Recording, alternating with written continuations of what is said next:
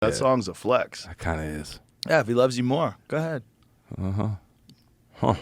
Yeah, it's a good flex, too, because they don't know what to do with that one. Like, They don't. Oh, my God. They don't. How did he say that? He said, if you love me more, I could just go with you. Shooketh. And then that guy's at home. The new guy's like, that bad motherfucker. I can't believe that's what he said to her. He has her forever now. Yeah, and now he feels stuck. Yeah, because eventually this newness that comes from this new relationship with the guy who loves her more is going to fade into, like, why are you always leaving your shit laying around, and how come you're always late, and, you said you were going to call at 5, you didn't call till 6:30, what happened, what's this, what's that, let me check your phone, and then next thing you know, she's thinking about that dude who said, look, if he loves you more, I love you, though, and then she calls him. What are you doing? Nothing, great to hear your voice. You know where I'm at. You know what it is. I still love you. Yeah. But, some dudes could have used that advice. Like, if he could give that advice to a lot, that's a strong move in certain circumstances to preserve your sanity. Oh, absolutely. Because some people are fun doesn't mean you're supposed to be with them forever. That part is very important. Very important. Just because you have a good time with someone doesn't mean they should be your one and only. Because that might ruin everything. Absolutely. I agree. And we all know dudes who've got just hitched to the wrong caboose and they lost everything. Their life fell apart. And a big part of it is the complex interaction between two people.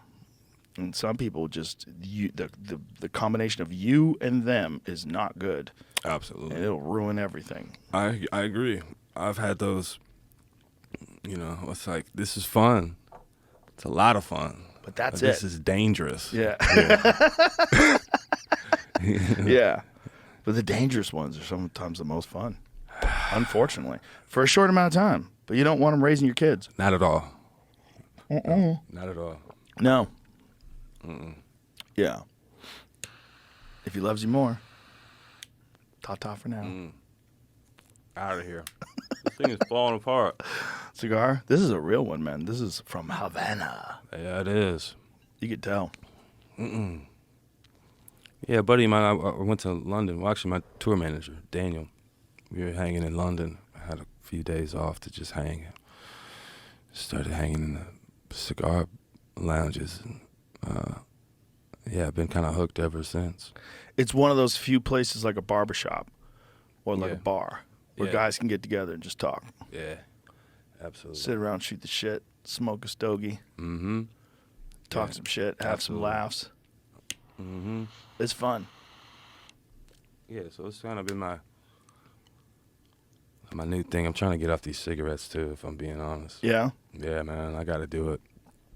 Gots to do it. You don't want to die that way.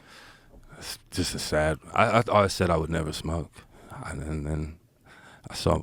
Speaking of heartbreak blues, man, I was sitting during South by Southwest, pissed off all these motherfuckers in town, and I saw this girl that I was into, and she was hand in hand with some other dude walking down the street having a good old time. And this person I was sitting next to, I was like, give me one of them smokes. Next thing you know. Next thing I know, here I am. Yeah. It gives you a wild head rush, though. Yeah, it is. The tingly feeling in your fingers and toes and stuff. The excitement of your central nervous system. The brain gets fired up from a cigarette. Yeah, absolutely. Different than any other form of nicotine. Like, different than cigars, different than Zins, different than anything. Well, it's not just tobacco. Yeah. But even if it is, it's like one of those natural spirits, is that what they're called? American spirits? Yeah. Yeah, it's just tobacco. True. But even those. But if you get like a menthol or something like that, it's like, whoa, the fuck is happening here? But yeah, I got to quit that shit. So. How many are you smoking? I only really do if I'm having a conversation before a show that I don't want to have. Oh, really?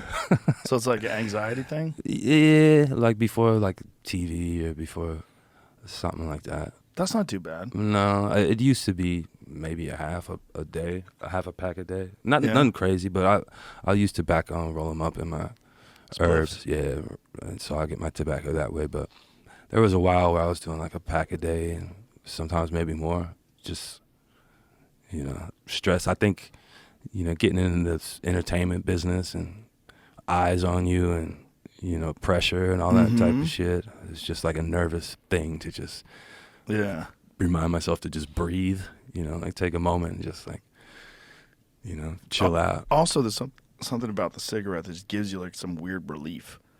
It's just like yeah.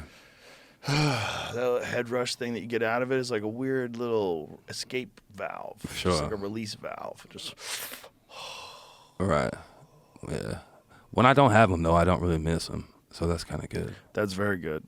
Yeah, I got into blunts from Charlie Murphy when I was on that tour with him. Yeah. Because he would only roll blunts, and he's like, it's the combination of the nicotine and the weed. I was like, oh my God, he's right. It is good. It's a better combination. It's good.